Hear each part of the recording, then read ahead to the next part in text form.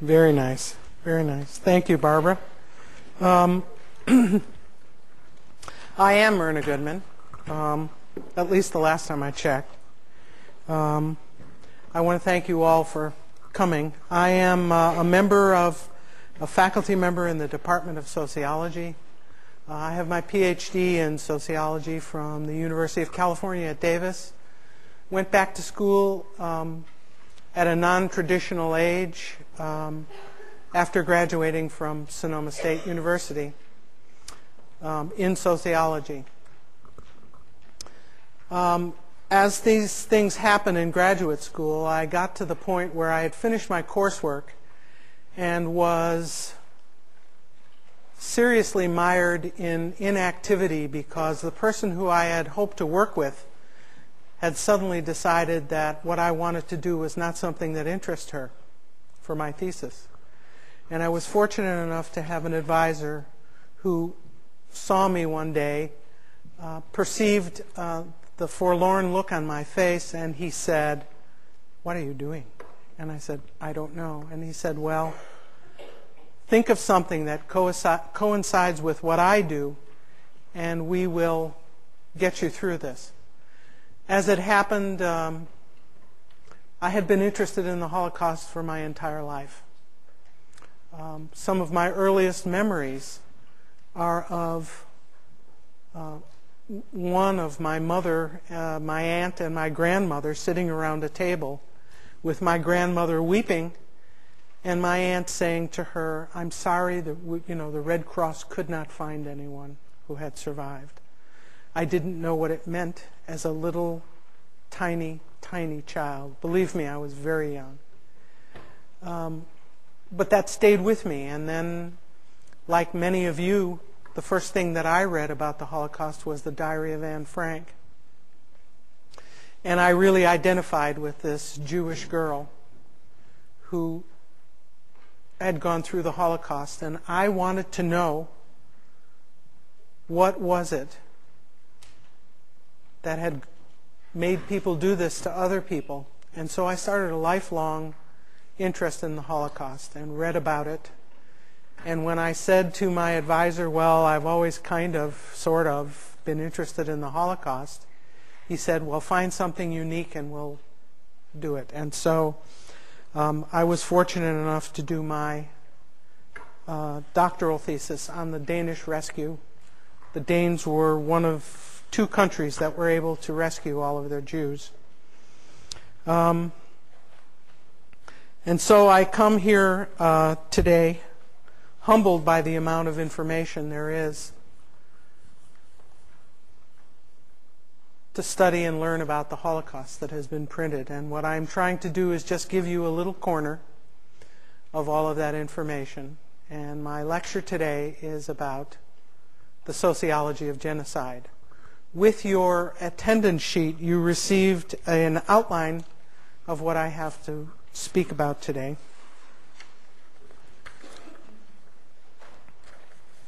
I hope that'll assist you as we go along.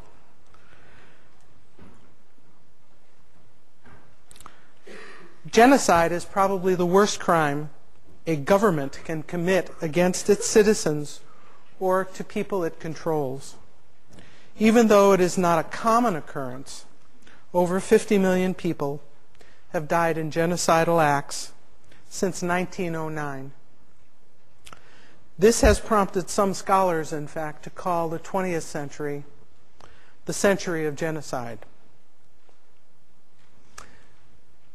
The term genocide only came into common usage after World War II, when it was necessary to have a legal term to describe the deliberate and systematic destruction of the European Jews. It was after the war. They needed a legal term. Now, we have learned in this class, or we should have learned, or we will learn, that genocide has been practiced in its evolving forms throughout history and continues to this day. We also know that the Holocaust was the systematic attempt by Nazi authorities to kill every Jew, no matter when or where they were found. And one of the most important reasons that we study the Holocaust is because it is the paradigm or definitive example of genocide. 2 weeks ago, we learned from a panel of Holocaust survivors that they believe we have an obligation to remember. But in addition to our responsibility to remember, we also have an obligation to search for explanations and understandings of the processes that led to the Holocaust. So we want to remember, but we also need to understand. It is only through understanding and action that we can hope to recognize and deter future genocides. You can see that my remarks put me directly in conflict with our speaker last week, who said, "What good is it to study genocide? What good does it that studying genocide doesn't prevent genocide?" I didn't engage him in argument after his lecture, but certainly have done it at other times. So, I'm going to begin today by exploring the origins of the legal definition of the term genocide. And then I'm going to discuss why and how scholars continue to refine their understandings and the dimensions of the genocide as they attempt to create a definitive understanding and description of genocide and the processes connected and related to it. After a brief discussion of some historical examples of genocide, I'll discuss how sociology contributes to our understanding of genocide as a social process. I also wanted to thank you all for coming inside on this, the first beautiful day in what seems like a year, but is probably just since November. So I do appreciate it. What then is the origin of the word genocide? Students in the class who are reading ahead know that there was one man who was responsible for coining that term. But we should remember that while attempts to destroy groups have always been a part of human history, prior to the Holocaust, generally, acts of mass death were described very generally, with terms like mass murder or barbarism. There were attempts by the international community during the 19th and early 20th century to describe this phenomena, but they couched it in terms of war crimes, and or they termed them crimes against humanity. Various treaties at The Hague and the Geneva Convention. The Geneva Convention is being used today. Does anybody know who is the most prominent person to have the Geneva Conventions as part of his incarceration? Who? Slobodan Milosevic. I was thinking of somebody closer to our reckoning. Correct? In any case, those laws were created to make it a crime to murder POWs or to indiscriminately kill or target non-combatants, to sink unarmed passenger ships and acts like that. But none of those international treaties or the Geneva Convention mention genocide. There was a very simple reason for this. When the horrible scope of the Nazi extermination of the Jews became known, even Winston Churchill recognized the Holocaust as the crime that has no name. The enormity of the Holocaust, the task of establishing protocols for punishing people who had taken part in it, and the impetus to create deterrence led to the creation of legal definitions of genocide. As described in your text, please forgive this picture, which is not too terrific.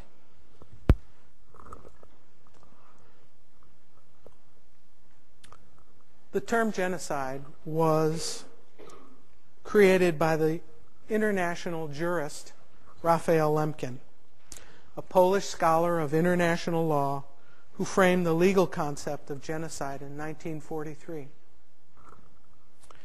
As described in your text, Lemkin was Jewish, and he was born in 1901 in eastern Poland, the son of a Jewish farmer.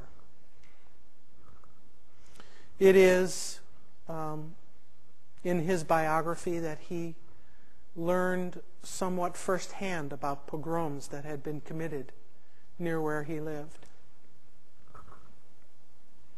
In spite of being brought up in a rural area, his mother, an educated person herself, made sure that he received a broad education. He received degrees from Polish and German universities, and he also studied in France as well. Lemkin served in various legal capacities in the Polish Republic and practiced law privately until the start of World War II in 1939. In 1933, he traveled to Spain to a meeting of the League of Nations, and that is the organization that preceded the United Nations, where he hoped to propose a ban on mass slaughter. But he failed to convince the League to act. In your book, you'll see what was the inspiration and what prompted him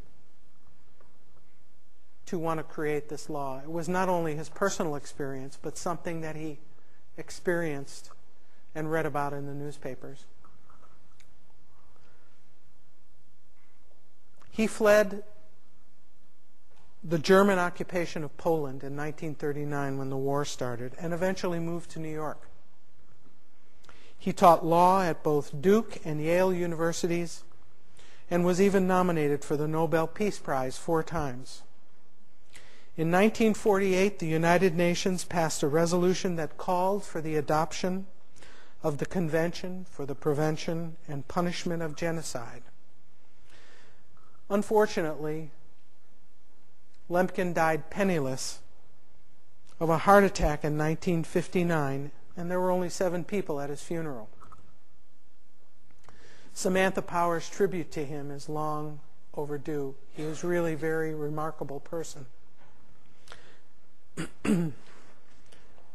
There has been renewed interest in him based on Samantha Power's Pulitzer Prize-winning book, which you should have in your backpack or certainly sitting on your desk waiting to be started, America and the Age of Genocide.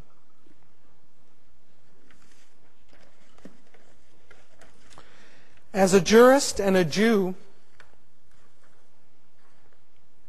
Lemkin knew that a legal term was needed to describe the deliberate and systematic destruction of a racial, religious, national, or ethnic group. At first, lacking a better term, he spoke of acts of barbarity. But he was not satisfied with this very broad term, and eventually he came upon Plato's use of the Greek word genos for race or tribe, and he combined it with the Latin suffix "cide," which means killer or act of killing. And the term genocide was created. You heard our speaker last week refer to Yehuda Bauer, who we had a great fortune to have speak last year. He is probably the foremost international historian on the Holocaust. And he talks about a contradiction in Lemkin's definition of genocide as the extermination of a people. And so we have extermination of a people on one hand, and on the other hand, there's the detailed description Lemkin used to describe the mass murder of political leaders, the destruction of religious life, and the appropriation of possessions by perpetrators. So he's using this one broad term, discretion of a people, and yet he goes into detail describing actually what Bauer points out is something else, not genocide, but Holocaust. Bauer also believes we should consider the Holocaust the extremist case of genocide, lying at one end of the continuum. That discussion helps us understand the complicated linguistic understandings of the term genocide. We will confront these in a little bit more detail. Now, before he died, fortunately, Lemkin witnessed the passage of the United Nations General Assembly's Genocide Convention. And a convention is a series of laws and ways in which people are expected to act. It was the first human rights treaty passed by the UN. I don't know whether you find it significant that the United States did not sign its assent to this treaty until 1988. One wonders what took them so long. Okay, that's another story.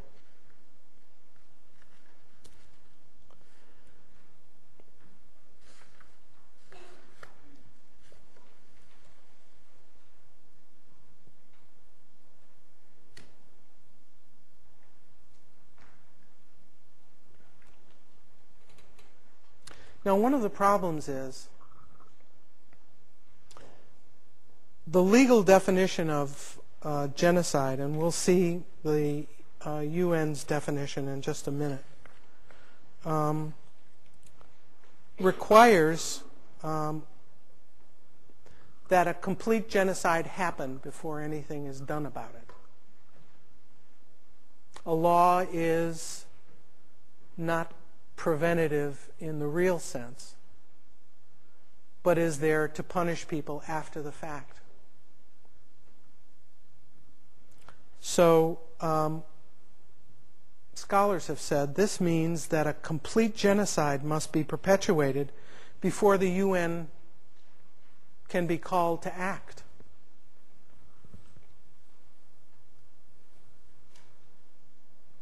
Now, if we're to eliminate or reduce genocide in the world, we need to do research and understand and recognize genocide as it is happening instead of after it's finished.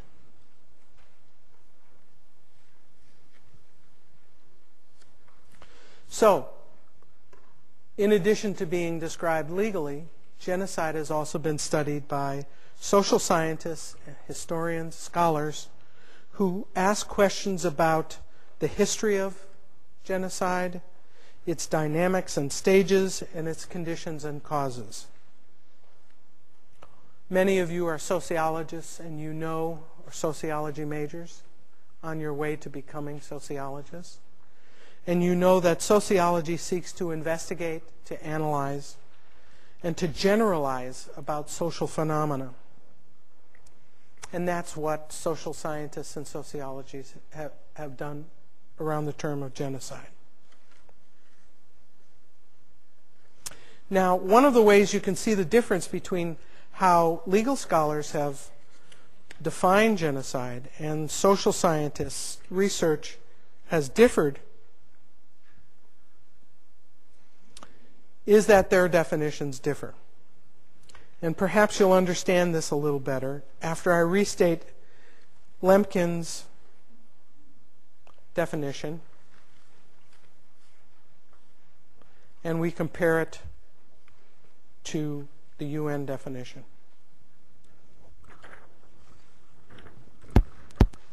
I'm going to have to move this upside down. Huh. Okay. It went back to the way it was. All right. So here we have Raphael Lemkin's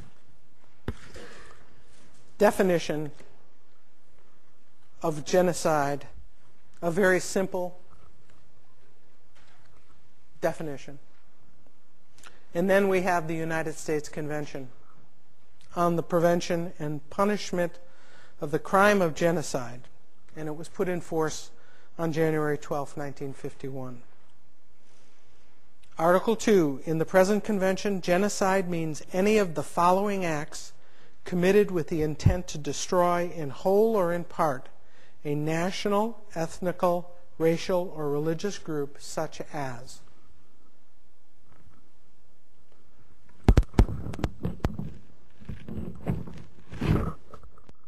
killing members of the group, causing serious bodily or mental harm to a member of the group, deliberately inflicting on the group conditions of life calculated to bring about its physical destruction in whole or in part, imposing measures intended to prevent births within the group, forcibly transferring children of the group to another group. Thank you, Barbara.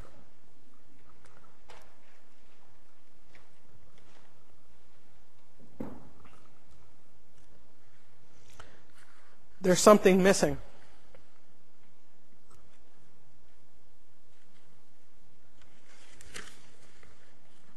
And what's missing is,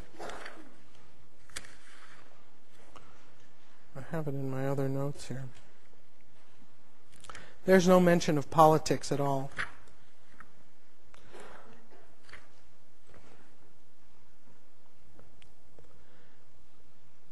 There's no mention of non-lethal attacks.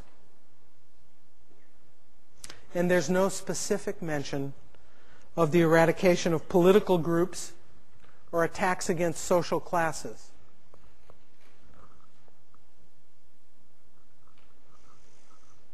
In fact, there's a very narrow definition of what a victim group is, and I won't ask you to guess why, but the reason for it is that the Soviet Union was also party to this and was guilty of a great many acts of political genocide or killing, as well as attacks against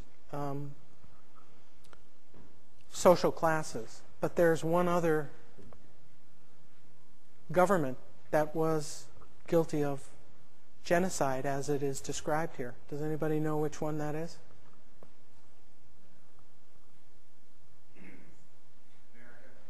United States.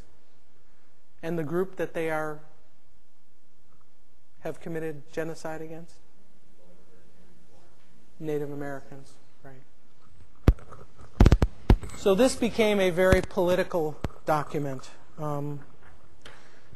Certainly we're glad that we have it, even though it's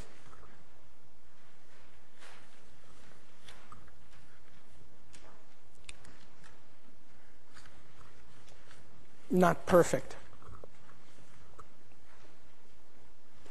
Now let's talk about how scholars have defined genocide.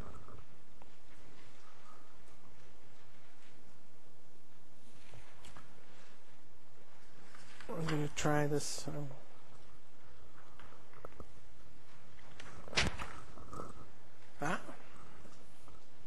All of this fancy technology, and guess what?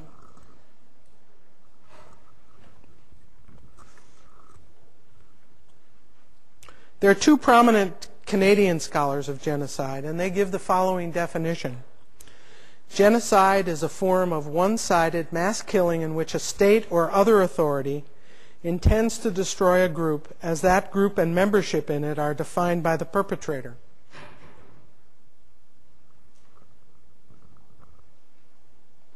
Israel Charney, founder of the Institute on Holocaust and Genocide in Jerusalem, defines genocide in the generic sense. Genocide in the generic sense is the mass killing of substantial numbers of human beings when not in the course of military forces of an armed, avowed enemy, under conditions of the essential defensiveness and helplessness of the victims. Helen Fine, who has written extensively on genocide. She's the executive director of the Institute for the Study of Genocide at John Jay College. I'm going to post these to e-reserves, so don't just kind of sit back and enjoy an hour and a half with genocide. Okay, Helen Fine, who I consider to be one of the people who does excellent work on genocide. Genocide is sustained, purposeful action by a perpetrator to physically destroy a collectivity directly or through the interdiction of the biological and social reproduction of group members. There's a mouthful for you. And then finally, Stephen Katz. The concept of genocide applies only when there is an actualized intent, however successfully carried out, to physically destroy an entire group, as such as the group is defined by the perpetrators. Do the definitions appear to divide these scholars? Why are there so many variations and different emphases? The reason is because of the widespread dissatisfaction among scholars with the narrowness of the UN Convention that defines genocide in international law, and also because I believe, this is my own personal belief, it is such a widespread practice that there is no way that one could create a definition of genocide outside of a legal one. Helen Fine points out that the UN definition is troubling because it excludes political, sexual, and other social groups. She also points out that there is a problem with the necessity of having to prove that genocide was intended. And Fine questions how one could go about establishing intent. Helen Fine is a prominent sociologist and a scholar of genocide, and she maintains that the legal definition of genocide has been stretched rhetorically and is often used as a political labeling device. Today, she says, the term genocide may refer to anything from abortion to bisexuality to cocaine addiction to dieting to suburbanization and to tuition increases in the contemporary press. Think about it.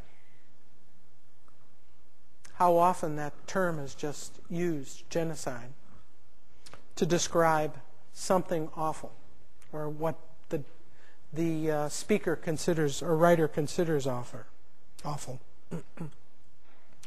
The depth of our knowledge of genocide depends fundamentally on the clarity and significance of our definition of concepts. As sociologists, it is important that our definitions reflect real-world behavior and that we clearly distinguish events from each other. I want to talk now about some selected historical examples of genocide.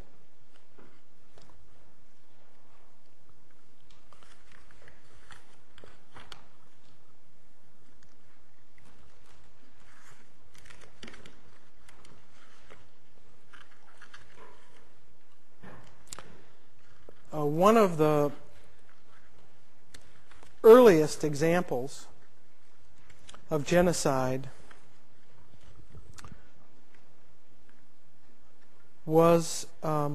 occurred in France in the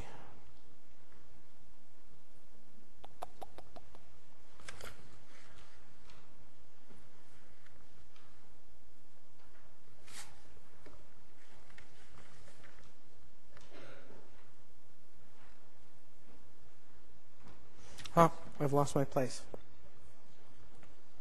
Was it the 12th century? Right. And what happened in France was that there were crusades or religious wars. And like all religious wars, they were bloody and cruel. It was a bitter conflict over church theology, and it had the partial characteristics of a civil war. It also was a mass persecution and had been an invasion. The Crusades, which are different than the Crusades that occurred in the Middle East, lasted for 20 years, and they had repercussions that lasted a whole lot longer. Their importance cannot be underestimated, however, because the Crusaders' victory made France the most powerful, wealthiest, and most populous state in Europe for the next 5 centuries. In other words, what was the lesson learned from this pre-modern genocide? It works. It's successful.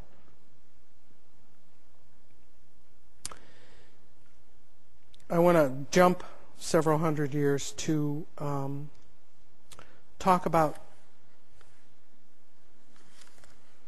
the native peoples of the Americas. How many of you read Howard Zinn's History of the United States? Okay. Probably one of the most gruesome descriptions of mistreatment are in the early pages when he describes the Spanish actions of the Spanish colonials.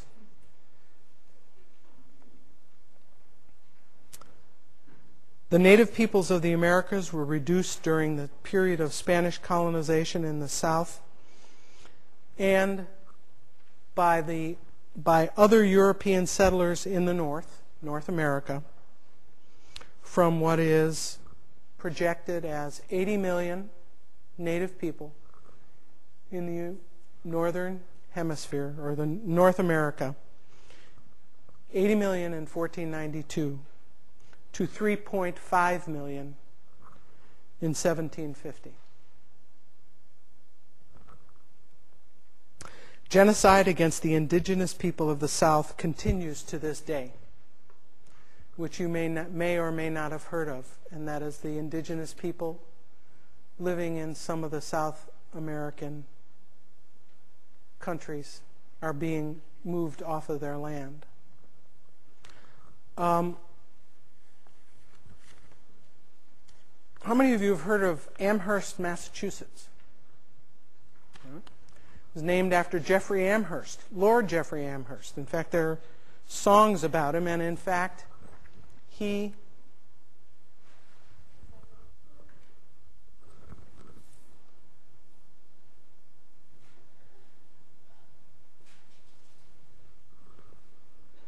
had a college named after him. He was the commanding general of British forces in North America during the final battles of the so-called French and Indian War, which took place in 1754 to 1763. And we'll skip to the chase here.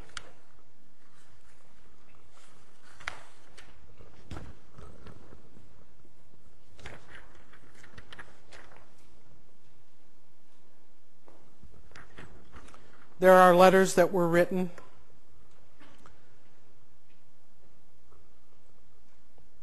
by Amherst to Colonel Henry Bouquet,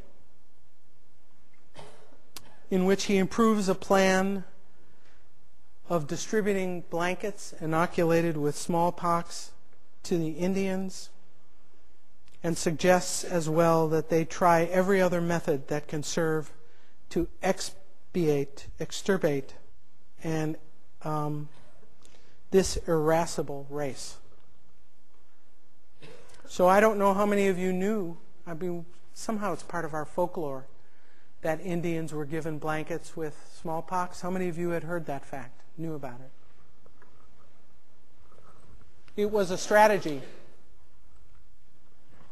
And I don't think there's anybody who, considering all the definitions that we have of genocide, even under the United Nations Convention, would deny that it was genocide.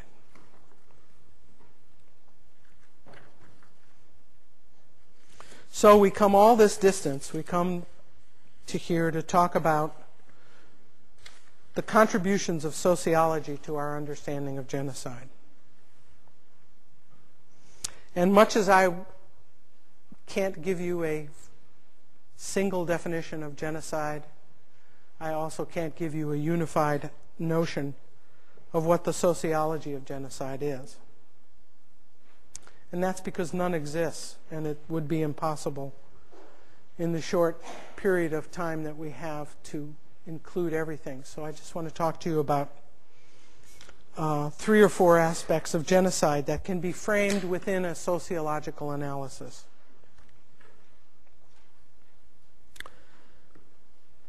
Sociologist Jack Newson Porter, who is also a Holocaust survivor, has developed a theory of genocidal processes. Just what is it? How does the process of genocide work? And he says that genocide is a deliberate destruction, in whole or in part, by a government or its agents, of a racial, sexual, religious, tribal, ethnic, or political minority. It can involve mass murder, but also starvation, forced deportation, and political, economic, and biological subjugation. And he says that genocide involves 3 major processes or components: ideology, technology, and bureaucracy and organizations. As you can see from this, he starts obviously at the top with the victimizer.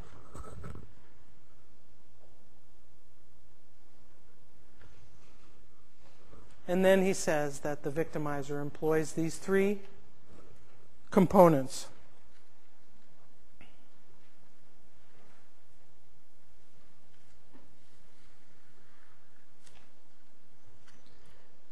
Who can tell me what ideology is? Doug? Ideology is a belief system. What else is ideology? Is democracy an ideology? No, you think so? Right. There are some who also say that it is under certain circumstances, ideology is a myth system, that it's made up, it's conjectured. Now, a key element in genocide is the ideology the perpetrator utilizes in order to justify the extermination of its victim. The ideology, based usually on racial, religious, political, or economic justifications, serves to legitimate any act regardless of how dreadful. The ideology is usually contained by propaganda, or is propaganda, and it's used to spread the word, the ideology, and it usually defines the victim as outside of the pale of human existence. Now, defining people or victims outside of the pale or the circle of human existence makes it very easy to say you're not of us and therefore you are less than us, and makes it easier to categorize a person or a group of people as non-human, and of course it makes it easier to annihilate them.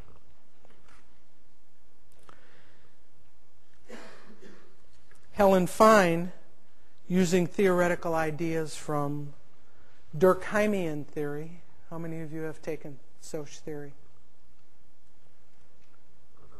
Émile Durkheim was a famous French philosopher and sociologist. But Helen Fine describes how important placing the victim outside this and what she calls is a sanctified universe of obligation.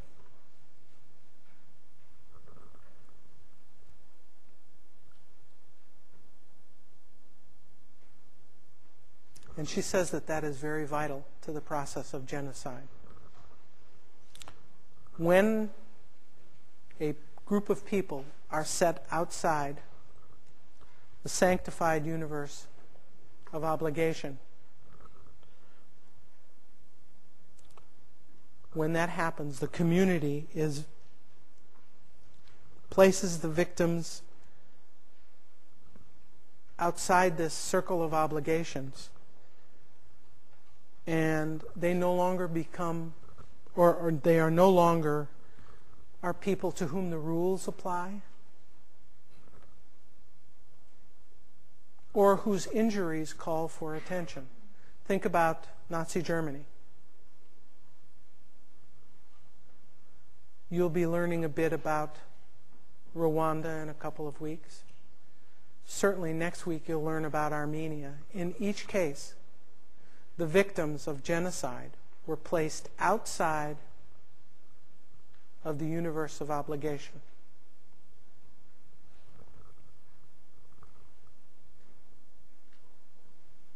Obviously, it's much easier to commit genocide or turn your back on someone if you do not believe you're obligated to them.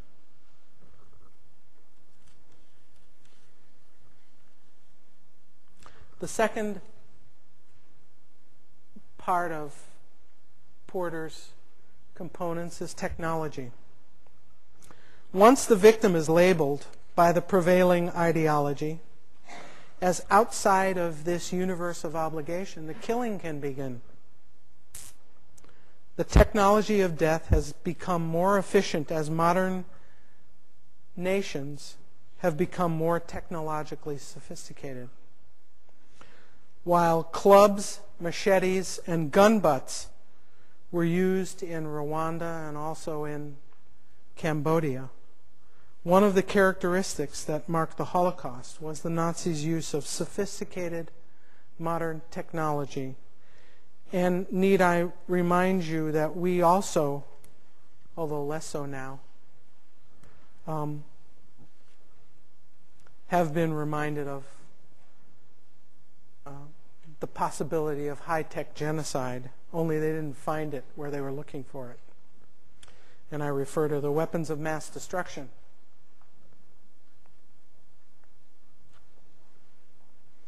You will read in Powers about the use of gas against the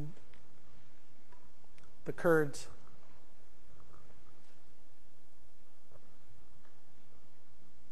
So genocide, we create technology that makes genocide, the potential for genocide, just as real as it's always been. The third element is bureaucracy in Porter's conceptual scheme.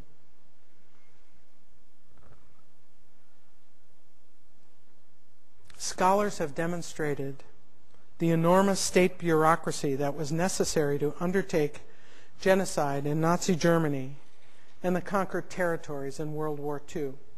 With some of you, I've spoken about all of those trains that had to be taken to Poland, to the death camps. The coordination of the railroad lines. Someone had to do that, and it wasn't just one person. It was a large state bureaucracy, the state railway lines. People had to figure out what to do with all of the belongings that were confiscated from the Jews.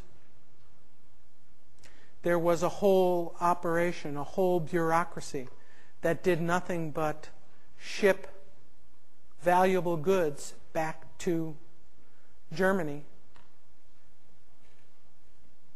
How many of you know about the gold that was?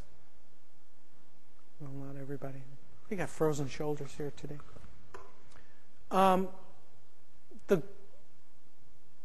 The gold teeth, the fillings of people who had been gassed were pulled, and it was melted down into bars.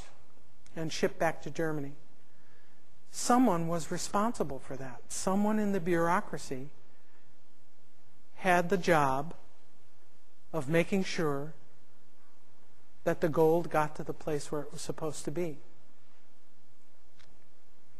We learned a few years ago about the land transfers that were made after the Jews were shipped to Poland from Germany. They owned all of this property. What happened to it? Well, transfers had to be made. Land had to be sold. There was a whole bureaucracy that took care of that.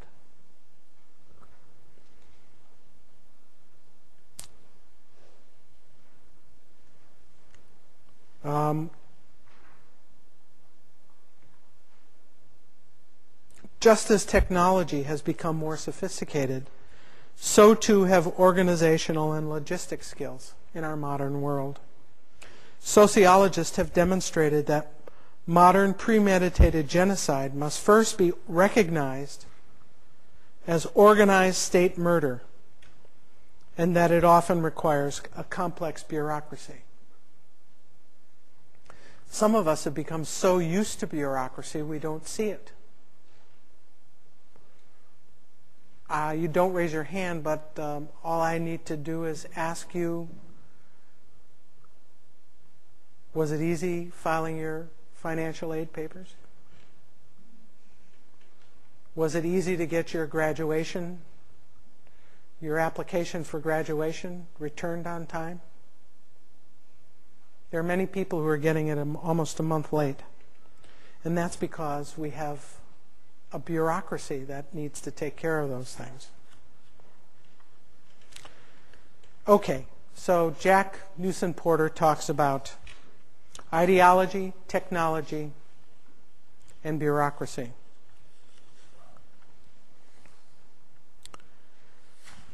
I want to go back to this notion of the universe of obligation.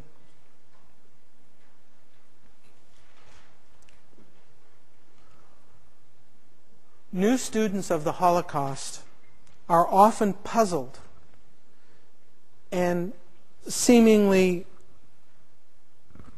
amazed at the ease with which the Jews of Europe were turned into victims.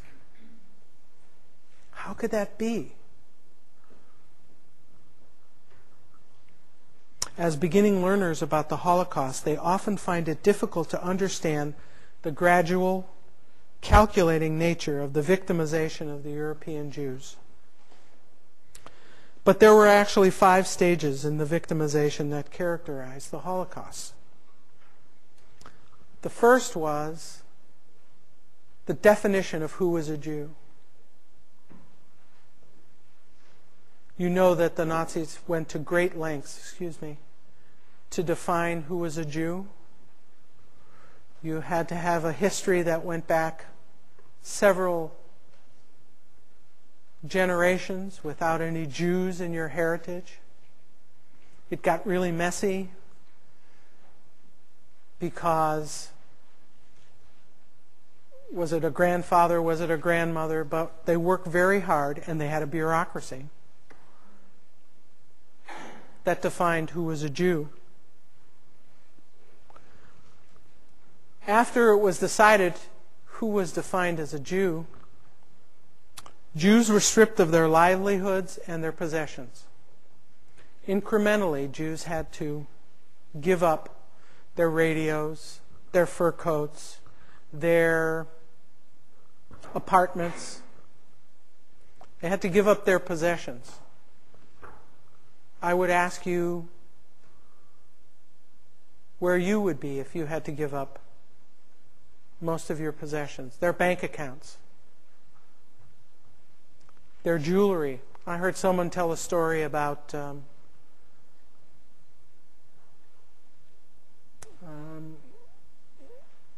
I think it was in Czechoslovakia. The Germans wanted all the jewelry.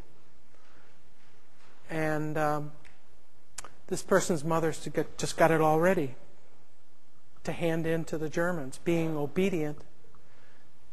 And He said, no, don't give it to him. Bury it, bury it, bury it. And I'm sure that there are many places still in Eastern Europe where if you started digging, you might find all sorts of valuable jewelry and gold coins, etc. The third thing that happened was the Jews were separated. They were put into what? Ghettos. But before that, what happened? They had to wear yellow stars, which it didn't physically separate them, but it was psychologically separating. Oh, there's a Jew. Fourth, they were isolated from the rest of society. In fact, shipped to ghettos in Poland. Some people went directly to the death camps. Some went to work camps. Some went to concentration camps. But they were sent away from where they lived. They were sent away from France. They were sent away from Holland. They were sent away from Belgium. And finally, and fifthly, they were eventually killed. Now, this social disintegration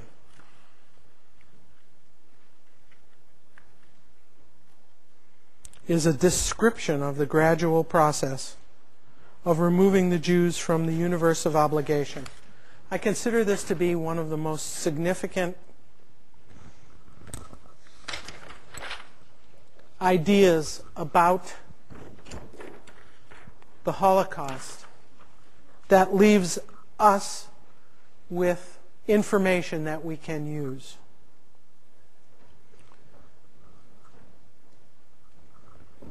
I'm sorry. This is not logical. It's counterintuitive. The universe of obligation. The circle of persons toward whom obligations are owed, to whom the rules apply, and whose injuries call for compensation by the community at large.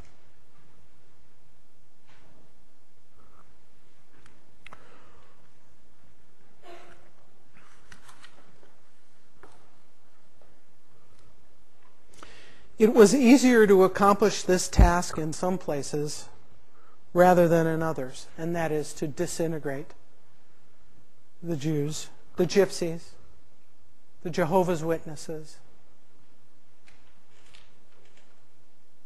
gays and lesbians, dark-skinned people from Africa. But we know that the success of the Nazi entrapment strategy depended on how isolated and disconnected from the larger community the Jews were. The more disconnected Jews were to the larger community, the easier it was to isolate them. Fine has done a detailed analysis of Jewish victimization during the Holocaust.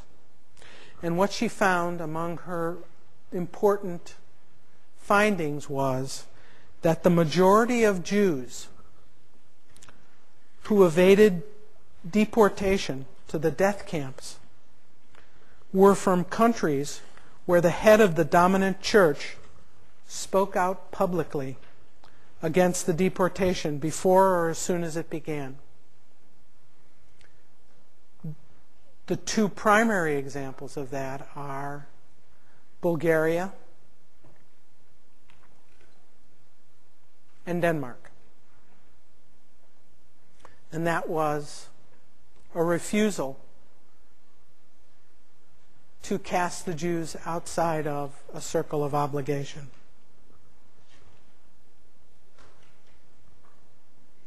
Now, there have been other attempts to understand other people who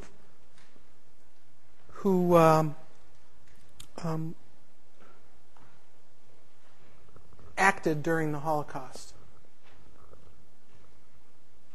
And that has been to study the perpetrators of the Holocaust the rescuers, and the bystanders.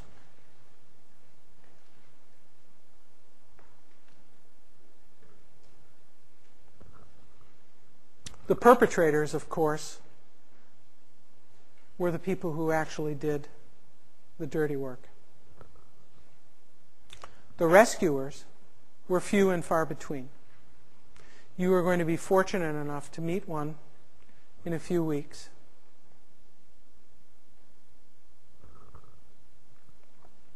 The overwhelming majority of people were bystanders, people who stood by and watched what happened happen.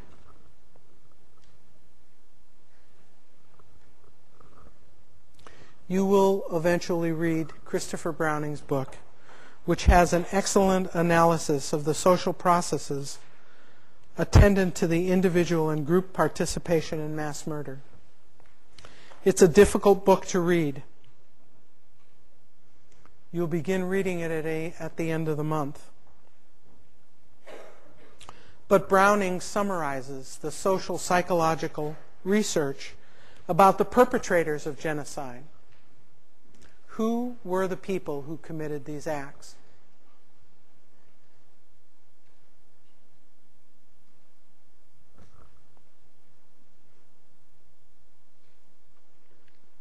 Many of the killers of the Jews were not selected because they were particularly suited to the task.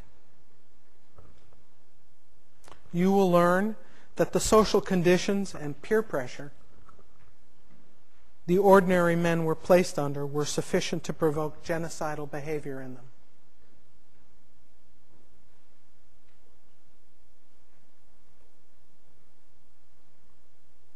Ordinary people suffering under peer pressure. None of you have ever experienced peer pressure, have you? It's a trivial example, but I would ask you to remember, and I always have my students do this, to understand what peer pressure does. It's just for you to remember junior high school.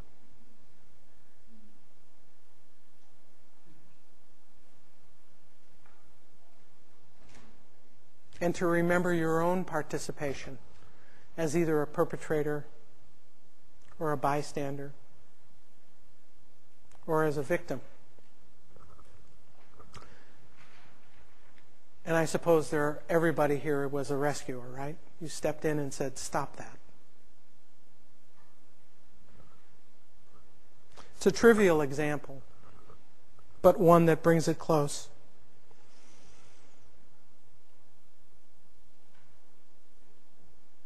In addition, Browning's ordinary men had been subject to years of anti-Jewish rhetoric. They began to actually believe the anti-Semitic ideology, and it made it all that much easier for them to do what they did. Browning concludes his analysis of perpetrator behavior with this warning. The collective behavior of Reserve Battalion 101 has deeply disturbing implications. There are many societies afflicted by the traditions of racism and caught in the siege mentality of war or threat of war. I'll repeat that to you. There are many societies afflicted by the traditions of racism and caught in the siege mentality of war or the threat of war. Everywhere, society conditions people to respect and defer to authority, and indeed could scarcely function otherwise. Everywhere, people see career advancement. In every modern society, the complexity of life and the resulting bureaucratization and specialization attenuate the sense of personal responsibility. That means it lessens the sense of personal responsibility.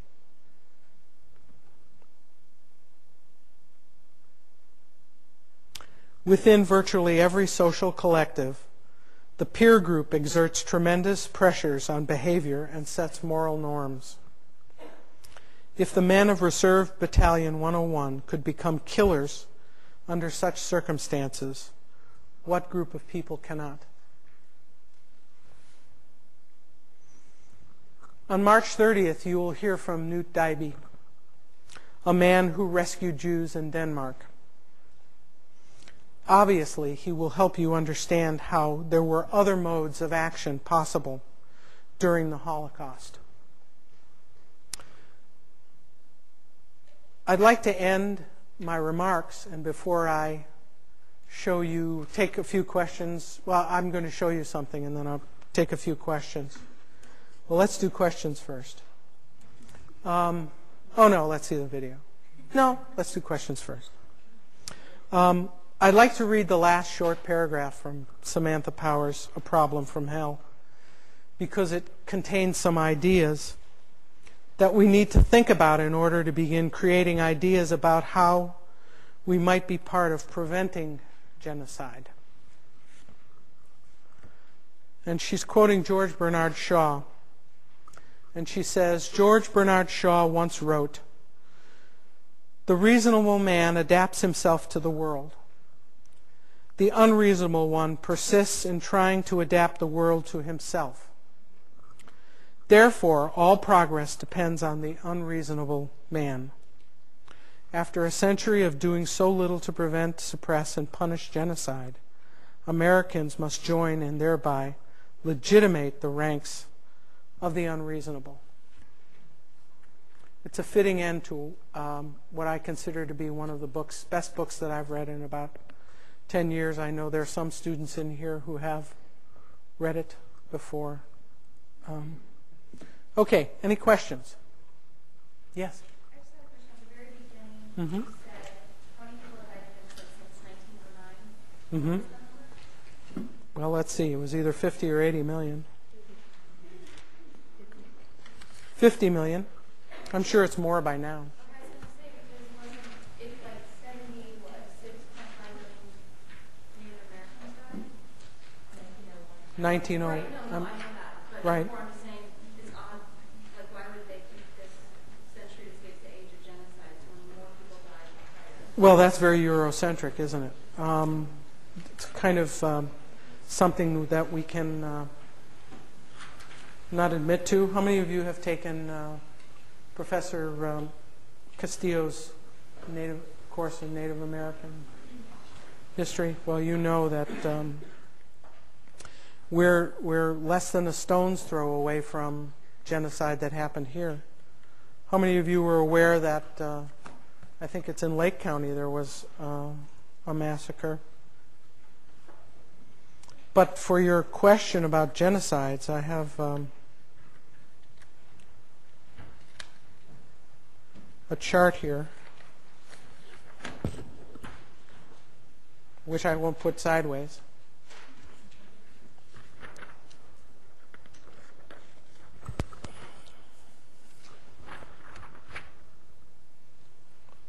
This is a chronology of genocide. Too bad it's not focused, but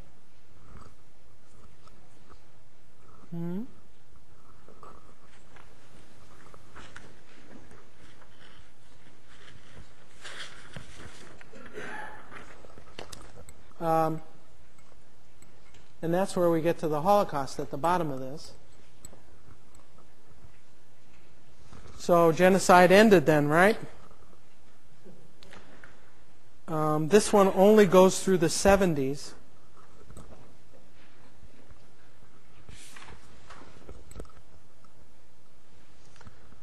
There is genocide going on in Sudan right now.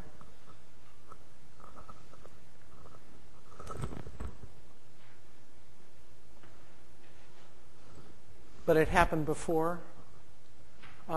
This doesn't even include Rwanda, where I think the number now is 800,000 people died. This just ends at 1975.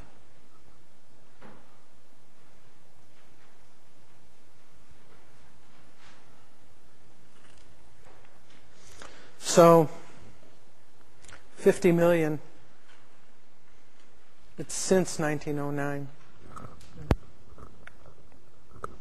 Anybody else? Yeah, Jay? I couldn't help but think after hearing you speak that genocide is a unique, inherent condition that only human beings kind of unavoidable.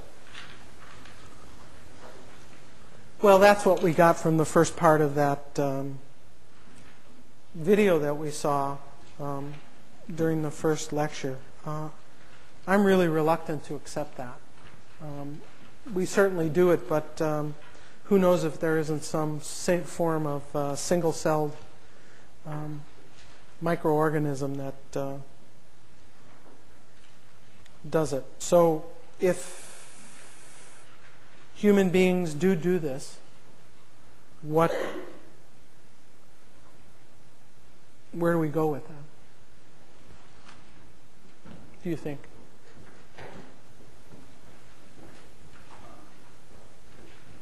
As an individual, I will teach my children that this is not the right way to go. And there's something inherently wrong with this thinking.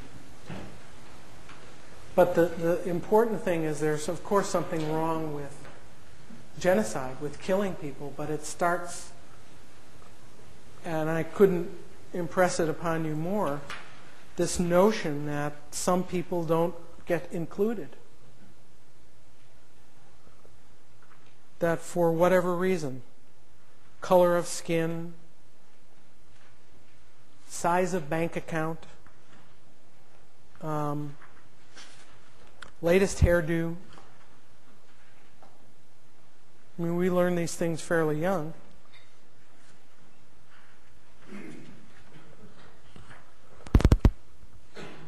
That unless we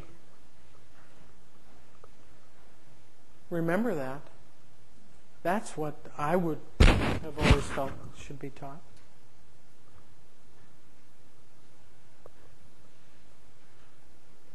Anybody else? Barbara. You talked about the bureaucracy, and I wondered if you could talk a little bit about how the census data was used as a precursor to the way in which Jews and Gypsies were treated in that early state, in the early stages of the Nazi.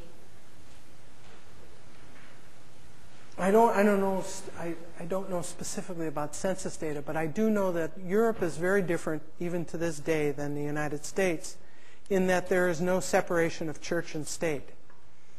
And that when you pay your taxes, you can very well declare yourself a member of the national church, or you can declare yourself a Jew, and the state keeps records of who's Lutheran, who's Jewish, who's Catholic, and that there was a bureaucracy that kept track of that. And when everybody's, we live in a kind of country where it's probably very difficult to know even who amongst your classmates here are Jewish. So how did they know who was Jewish? Well, everybody was registered. And it was customary to also register your religion. And so a very famous case was in Holland, where the first thing the Germans went for was the records of the Dutch Jewish community, and they knew where every single Dutch Jew was supposed to be. I have a close friend who survived Holland. It was a Dutch Jew, because her father, perceiving, some people figured this out ahead of time, went down to the Jewish community which kept the records and told them that he wanted to update his family's card, that a child had been born and he wanted to enter the child's name on the card. And they gave him the card and he took off. And so they had no record of the family. And they were able to go into hiding for the whole period of the war. So there were bureaucrats who had all of this information. One of the most startling things to see at the Holocaust Museum Washington, has anybody been there? Is the IBM sorting machine called a Hollerith machine, where they sorted. It was one of the first uses of punch card technology that IBM helped develop with the Nazis, so that they could sort all of these cards and know exactly who the Jews were. Put a whole stack of cards in and put it through the sorter, and out came your little stack of Jewish cards. Yes? I think the comparison of religion in Europe, especially Western Europe, in the U.S., is pretty complicated. I saw a lot of terms, and he reminded me of a kind of truth that you don't really think about. So Gerhard Schroeder made a speech, and at the end concluded, God bless Germany, he out of a job. He'd out of a job in a second. I'm sorry, I didn't hear He'd them. be out of a job in a second. If he said, God bless Germany at the end of the speech. Okay. Well, that has more to do with the lingering effects of genocide. And anybody who really has studied it and knows anything about it knows that the lingering effects of the genocide, the Holocaust, has affected not only Jewish families, but has also affected generations of Germans who are continually called to account for what went on.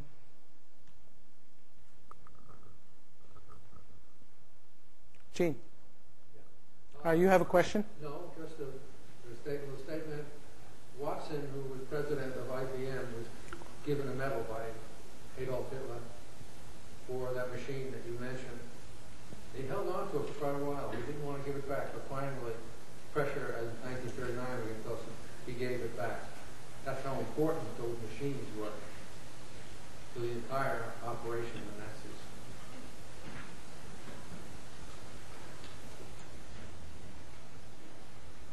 Okay, what I want to do now, unless there are some other questions, is to show you the last part of the video, the genocide, first volume of the Genocide Factor. If you're interested in seeing the video, there are 2 copies of the first volume, and you can check them out. They're on 2-hour reserve at the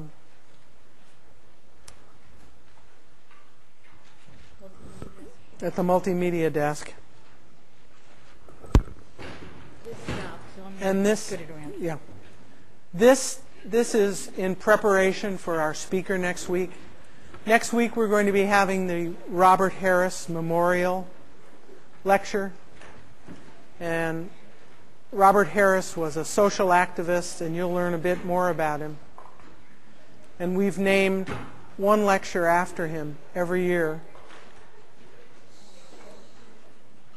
We've named one lecture after him every year, and we do it every year where we bring a prominent scholar to talk about aspects of the Holocaust. And Professor Melson next week is going to talk about the Armenian and the Armenian genocide and the Holocaust as precedents for genocide. And continue to the end of the century.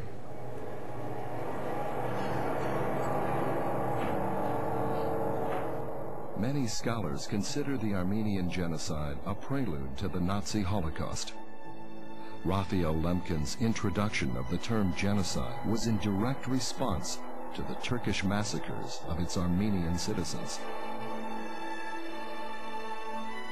It is important to note that the Armenian people inhabited the region between the Black, Caspian, and Mediterranean seas for over 2,500 years. Ancient hieroglyphs, which have been discovered near the city of Van, the largest Armenian city at the time, suggest that the origins of the Armenians can be traced back to the Hittites of the Bible. The Ottoman Empire came into existence in the 13th century. By the 16th century, it became one of the most powerful empires in the world, extending its control into Asia, Europe, and Africa. By the latter part of the 19th century, it had declined, losing province after province. In 1876, faced with increased pressure for autonomy by the Armenians, the reigning ruler of Turkey, Sultan Abdul Hamid, decided that the simplest expedient to his dilemma was to rid Turkey of its Armenian population. Ignoring the mandate of the Treaty of Berlin, in which the status of the Armenians was placed under the protection of international law, Abdul Hamid set in motion the forces which would end by the total annihilation of the Armenian population in Turkey. The great powers, Britain, Germany, France, and Russia, for a variety of reasons, abdicated their responsibilities under the treaty and sat on the sidelines. In 1915 and the ensuing years, for American missionaries, actually missionaries from all over the world, were reporting on the atrocities. The international press, including the New York Times, reported extensively on the atrocities. Documentation clearly exists about the validity of the event. The only factor hindering the history is Turkish denial of the event.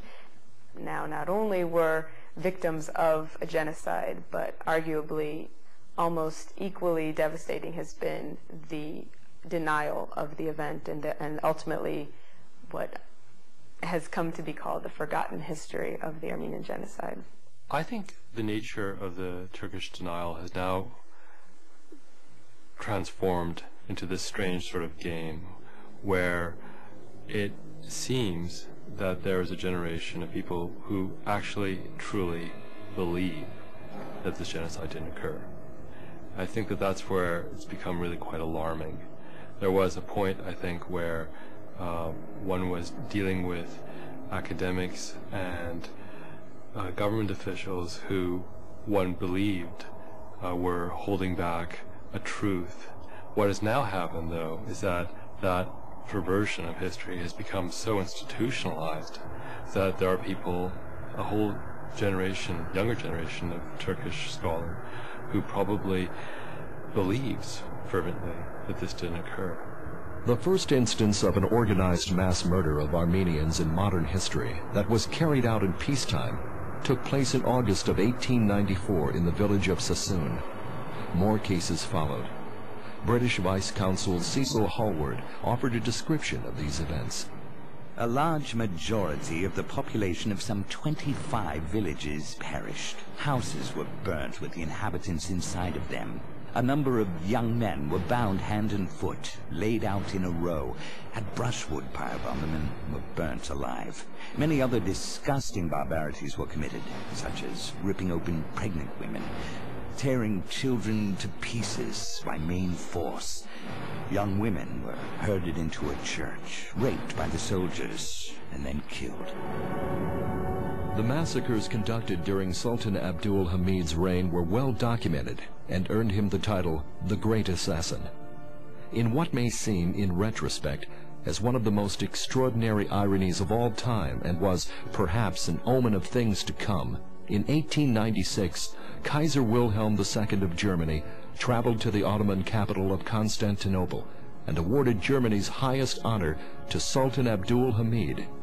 With this background, the events which followed the initial massacres and ultimately led to the Armenian Genocide and later the Nazi Holocaust were entirely predictable. In concert with the winds of change that were sweeping across all of Europe in the early 1900s, especially the impetus for nationalism and political reform, many Turks joined the movement to depose the Sultan's corrupt and regressive regime. This movement succeeded in 1909, and the ancient Ottoman rule was overthrown by the Union and Progress Party, sometimes referred to as the Young Turks.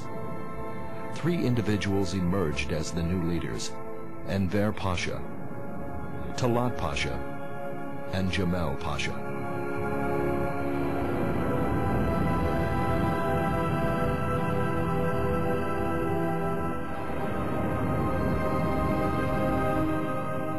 The winds of genocide were again blowing.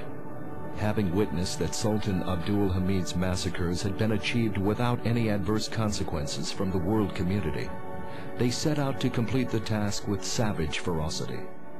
The campaign began in the large Armenian community of Adana, where over 35,000 unarmed and innocent Armenian citizens were slaughtered with impunity.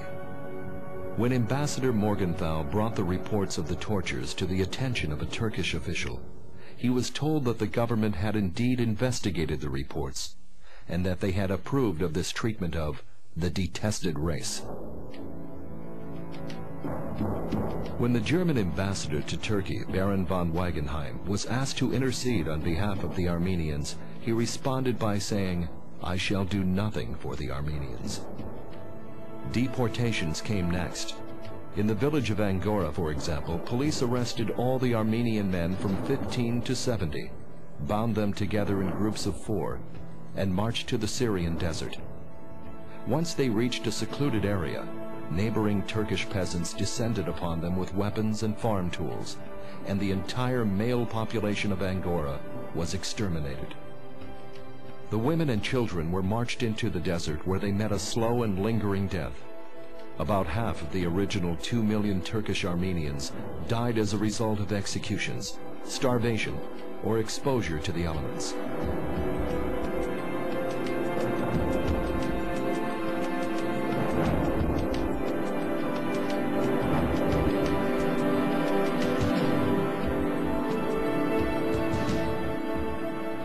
And so we had many, many violent scenes in the Armenian highlands as women and children were often herded together, burned alive in stables and barns, and usually the killing fields took place in mountain gorges and passes or at river crossings where the victims could not get away and were subjected to brutalization.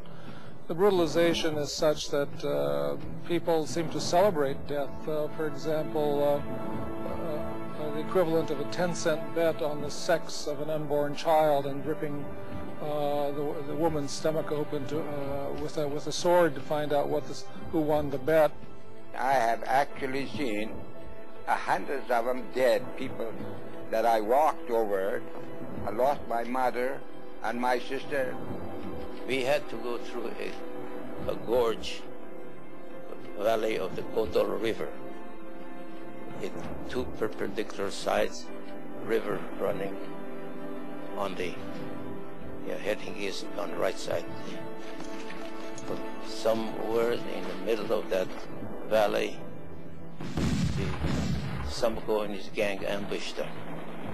And at that very instant, my sister-in-law got shot, and we had to run.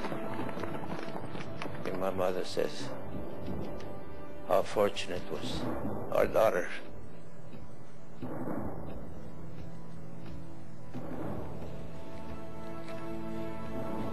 She didn't have to go through this. My mother called me and said, I don't want to continue anymore. I am hopeless, tired. Terrible seeing my mother like that, pale, almost crying. And his mother decided she was going to commit suicide. So the mother sat him under a tree and left him there. So the mother and the brother and the sister both went into the river. And an Arab saved his mother, pulled her out of the water. The sister got washed away in that water. She never was recovered. Turkey anunu lusemne yeskigadzem vor grakmune. Turku grakmune gadzem. To this day, Turkey has yet to admit that a genocide was perpetrated against the Armenians. The reason why the Armenian genocide is denied is partly having to do with human nature. Nobody likes to admit that he committed murder or he committed robbery. And no matter how much the Turkish government tries to deny, there's so much evidence, there's so much damning evidence that the denial itself compounds the negative image that the Turkish, the old Ottoman government has created. The people of that generation certainly knew about it, and if you look at any major newspaper of the era, the New York Times or any other newspaper, you'll find that there are headlines of the decimation and destruction of the Armenian people. But because of political factors, the Armenian genocide was swept under the carpet. I'm a second-generation Armenian. I was born in Lebanon. So were my parents, and the reason for this was the result of the genocide itself, where my grandparents were brought to the Middle East as orphans. They went through Syria, and eventually a large number of survivors were given citizenship in Lebanon. They became citizens of the country, and therefore a large community got established eventually in there. I think the recognition or the denial of any event in the present or in the past has something to do with practical considerations on behalf of the international community. Otherwise, from a humanitarian perspective, it's impossible to explain why some governments would accept and would have come forward to sort of acknowledge this genocide as one of the most significant events of the last century. I think the lack of recognition of the Armenian genocide has sort of helped some genocides to go by without, you know, the attention that they should have gotten, and the lesson of it has been diminished. And the considerations, as I said, are perhaps political and geopolitical and economic, and there is no mystery around that. The quest for civilization is based on the affirmation and recognition of mutual truths. And you have to constantly be vigilant and fight for that. You have to be able to present your point of view and convince someone else that point of view is valid, and listen to their point of view and get to a point where you're able to reconcile and do that in a way that's morally acceptable, not only to those two parties but to an international community.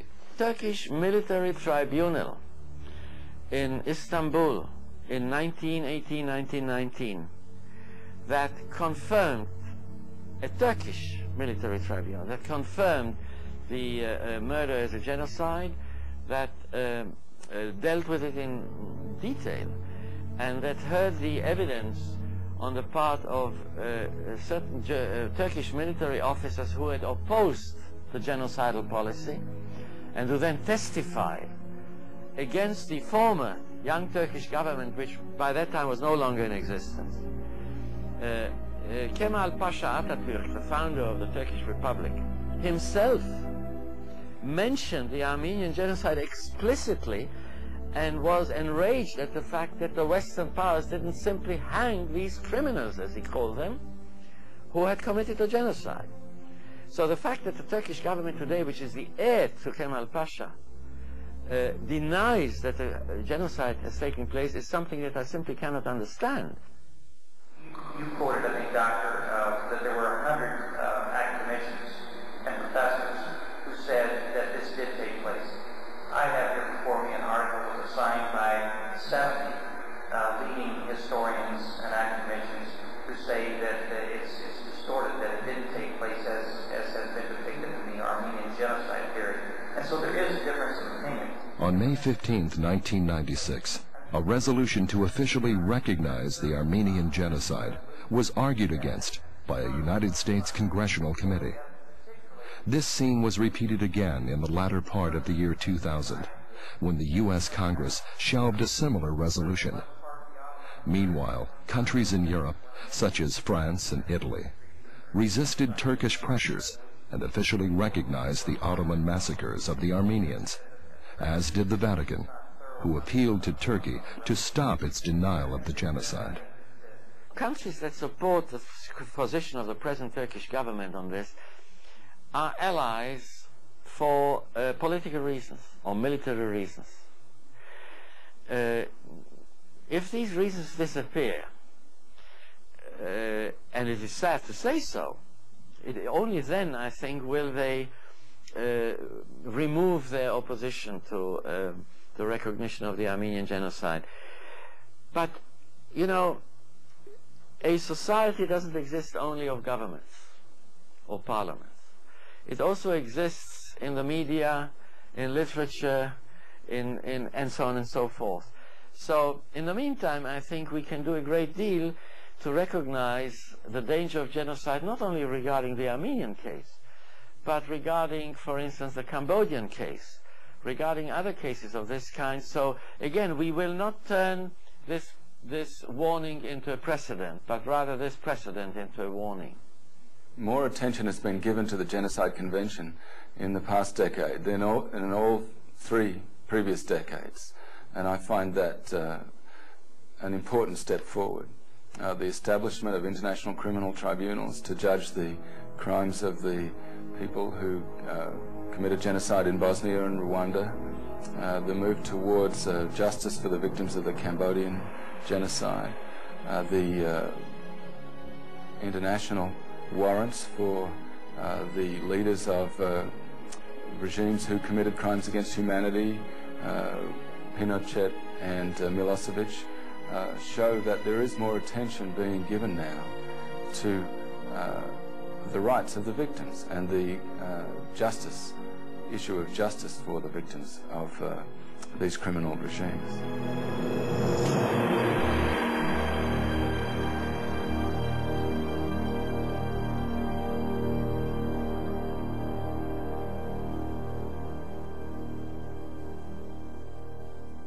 Next on the genocide factor, racial issues and violence in America, the Ukrainian famine in Russia, Japan's assault on Nanking, China, and World War II and the Holocaust.